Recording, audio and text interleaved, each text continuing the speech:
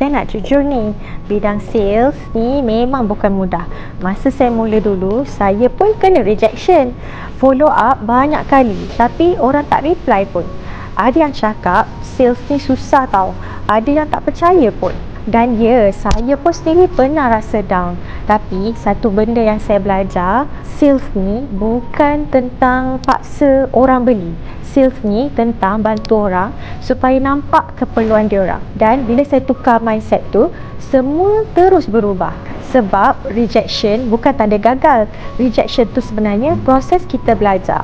Dalam sales, yang penting bukan bakat bercakap. Yang penting adalah konsisten, ada sistem dan ada mentor yang betul. Ramai orang takut nak mula sebab rasa tak pandai bercakap, tak ada experience. Hakikatnya, semua orang pun bermula daripada zero.